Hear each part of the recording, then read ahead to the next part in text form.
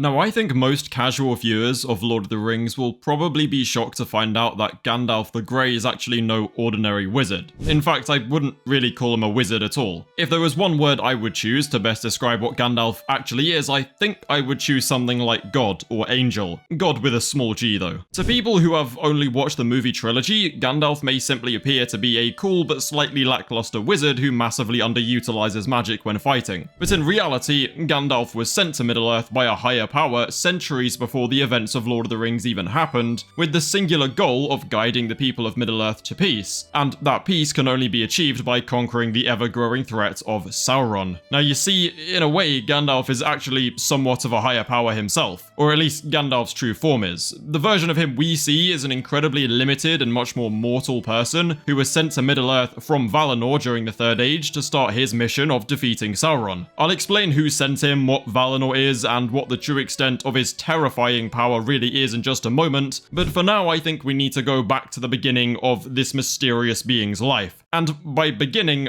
I don't mean when he was sent to Middle-earth, I mean literally the beginning, otherwise known as the creation of the universe. So before the creation of, well, everything, there was an all-powerful being called Eru Ilúvatar, who effectively served as the one above all for the Lord of the Rings universe. And Eru is the god, with a big capital G this time. There is obviously much more lore to this story, but in very simple terms, Eru created the Ainur, which is the name given to the first beings in all of creation. The Ainur were separated into Valar and Maiar, with the Valar generally being more godlike, both in their power and knowledge. Rather than being all-powerful like Eru, the Valar are more similar to gods you find in Norse and Greek mythology. The Maiar are just a step below the Valar, being similar to angels or just less significant gods. The Maiar serve the Valar and offer their guidance, wisdom, and assistance in their mission to cultivate and nurture life. One of the Ainur Maiar was given the name Olorin, or Olorin, I don't know how to pronounce it, whatever, it's a Quenya word which is an elven language in Lord of the Rings. And he primarily served under the greatest of the Valar, Manwë and Vardar. Together with the rest of the Ainur, Olorin helped make the first songs of the universe and created music that would lead to the formation of the world. Again, there is so much more to all of this, but this is the bare minimum lore that you need to know. Now, Olorin was held in very high regard as a Maiar who is entrusted by Eru themselves to be a servant of the secret fire, wielder of the flame of Arnor. Yeah, that probably sounds familiar, doesn't it? Here, I'm gonna jog your memory.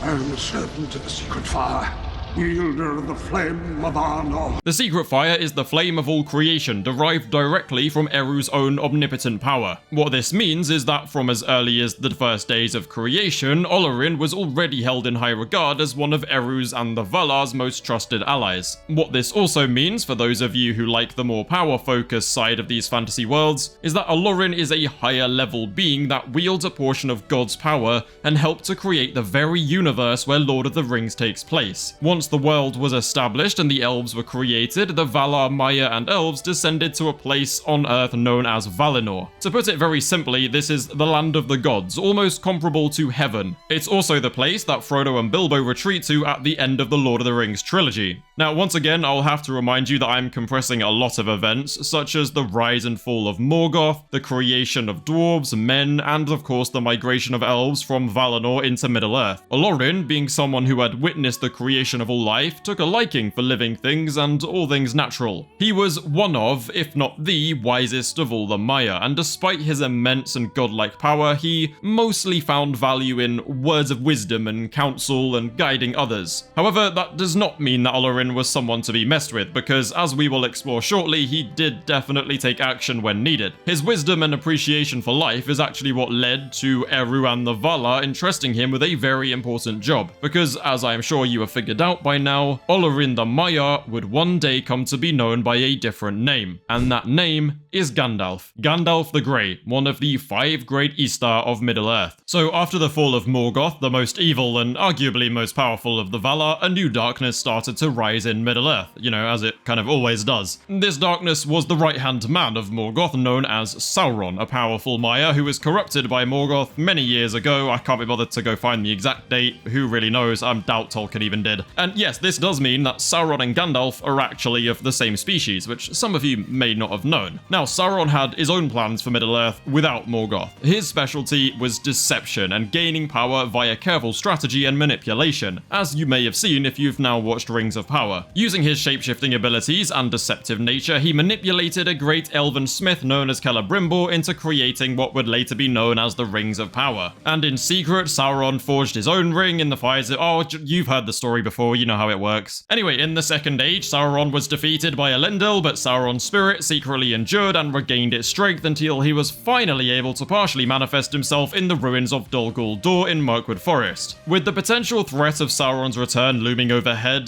the Valar known as Manwë called upon Valinor's most trusted, most powerful, and most wise Maiar in order to form a sort of group that would be sent to Middle-earth with the mission of guiding the world to peace and defeating Sauron should he return. This group would be labelled the Istar, but in Middle-earth they would simply be known as the Five Wizards. Olorin, who at the time was a fair and young-looking elven man, was asked to join this group because Manwë greatly valued his wisdom. Olorin initially protested this though, claiming outright that he was not powerful enough to stop Sauron and that he greatly feared Sauron. But this honesty and innocence only made him more suited for the job, because the Valar gave them a very important instruction that would completely skew the way that the casual viewers of Lord of the Rings see Gandalf forever. The Valar actually made it clear that they should only act as guides and not seek to win over conflicts with their godlike power. Due to taking on bodies that were much closer to mortals than their Maiar forms, I'm also certain that there is an element of their powers being somewhat limited anyway because their bodies may not be able to handle it. However, Tolkien doesn't really elaborate on much of this, so we kind of have to just make some educated speculations. Everyone's sort of got their own ideas about why they don't go all out in Middle-earth. The general point though is that despite wielding godlike power, the Istar were completely unable to use their full might in Middle-earth. There were of course some exceptions, like when Gandalf battles the Balrog, but even then he was just using a tiny portion of his true divine power. And so Olorin and 4 others went to Middle-earth in the Third Age and took on the appearance of old wizards. They would all gain many names throughout the centuries that they spent wandering Middle-earth, but by the time Lord of the Rings begins, they would be primarily known as Saruman the White, Gandalf the Grey, Radagast the Brown, and the 2 blue wizards whose names and existence kind of just became lost to time. And so, as instructed by Manwë, the Istar set out to Middle-earth and began their roughly 2,000-year mission to stop Sauron. Ultimately though, the Istar actually just completely failed in their mission, at least for the most part. Saruman the White was corrupted by power and fear of Sauron. He was always power-hungry to begin with and was always jealous of Gandalf's wisdom, so he just fell to the darkness. Radagast found a passion for nature and settled down to live a peaceful life, assisting Gandalf when possible but mostly minding his own business. And then the 2 blues aren't even properly explored by Tolkien, but it's believed they went east and just were never seen again. Like, ever. Potentially falling victim to the darkness like Saruman, but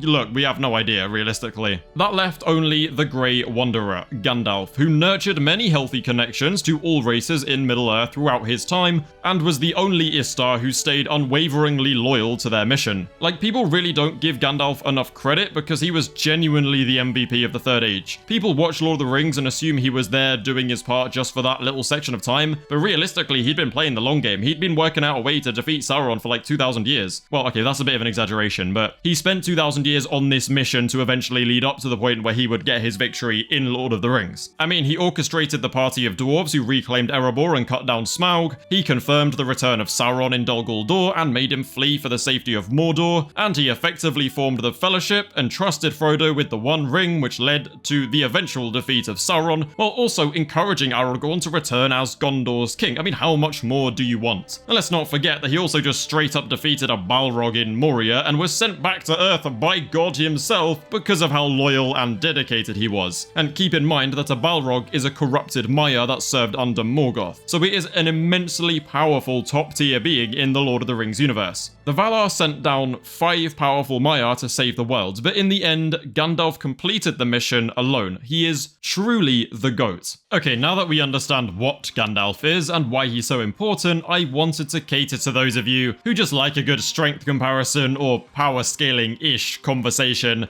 by actually discussing Gandalf's true strength. You see, when residing in Valinor in his Maiar form, he's literally a god who existed before time and space and helped create the known universe by wielding part of Eru's omnipotent power. Do I really need to say anything more than than that, like, he's completely busted. If Eru didn't directly intervene, which is a very rare occurrence, but possible, then a being as powerful as Olorin would be a universal level threat. Obviously, within his own universe, he's really not that big of a deal because most of the Valar completely outclass him, as well as Eru, as I've said. But as a character in fiction, he's completely busted. I mean, if wielding power that can create and destroy a literal universe isn't enough to make unrestricted Olorin a universal level character, then I just don't know what will, you know? But Tolkien's world is an older one of pure fantasy writing and philosophy, which strays further from your modern day, you know, fictional media, which can be power scaled and things like that, you know, like with Marvel and shonen anime, for example. It doesn't really fall into that category, so it doesn't really work to power scale it the way you would conventionally. And because Tolkien didn't really elaborate in the power side of things, it becomes very difficult to pinpoint the exact extent of their power. As Gandalf the Grey, however, the level drops down significantly because he becomes not only forbidden from wielding his godlike power by the Valar, but it's also likely that his mortal form cannot handle its full power on Middle-earth. This would explain why the likes of Sauron and the Balrogs aren't just decimating every army or enemy they ever encounter with the snap of their fingers. Doing so would risk incurring the wrath of the Valar and Eru, but also because they physically can't wield that much power in Middle-earth either. However, downgrading from near omnipotence to the level of a still massively powerful being that can topple mountains and shatter armies is really nothing to scoff at. First of all, Gandalf is a menace with a sword alone. Like, just with a sword and a stick, he's able to cut down hordes upon hordes of orcs flawlessly. Now, many people really do not like the Hobbit movies because they aren't, you know, fully true to the book and they overutilize CGI. But considering I was a kid when I watched them in theaters, I obviously love them and I'm completely biased, so I kind of consider them canon, or at least like headcanon. If you don't, then that's fine, but I'm gonna talk about his feats in those movies before moving on to Lord of the Rings, just because I think they're really interesting, and I much prefer the direction that the movies took compared to the book, which has a lot less substance to it. It is a kid's book, I think people forget that. If those movies were true to the book, it would be a lot more boring. It doesn't translate well into a good trilogy, you know? Now, first of all, Bro infiltrated an entire goblin base and saved literally everybody before slaying the monstrous Goblin King in like 2 hits. Bro then went on his ones to Dol Guldur, where he was cornered by Azog the Defiler and his army of orcs. But Azog has literally never had less aura than he did in that moment, because Bro clearly forgot who he was squaring up to, so after some quick magic, he got away no problem. However, Gandalf then unfortunately came face to face with the literal spirit of Sauron himself, and managed to actually hold his own in a straight up 1v1. Obviously though, Gandalf alone just can't hold a candle to Sauron's immense strength, so he was eventually bested by Sauron. And of course, let us not forget the time that Gandalf gave us one of the most iconic moments in fiction history, by squaring up to a literal Balrog of Morgoth in Moria. He then deliberately threw himself down the mineshaft to ensure that the Balrog would be defeated and not intervene with the Fellowship's quest or align with Sauron. He then fought that demon for 7 days straight, all alone, until they finally actually killed each other on top of a mountain. I mean, Gandalf isn't really known for being the power type, that was always Saruman, so being able to defeat one of the most powerful beings to ever walk the earth is just really no joke. I also speculate that because of the heavily secluded nature of the fight, Gandalf was permitted to use more of his power than he normally would, or at least match the level of power that the Balrog was using. And even then, this is still a massively restricted version of that character. After dying, he was resurrected by Eru and returned to Middle-earth as Gandalf the White, an even stronger version of himself. And this was because of how dedicated he was to the cause. And after fighting a few more battles, Gandalf eventually saw his mission through to the end and returned to Valinor as an absolute goat. Anyway, to conclude the video, I actually wanted to give a very strange comparison that will help some newcomers better understand Lord of the Rings lore.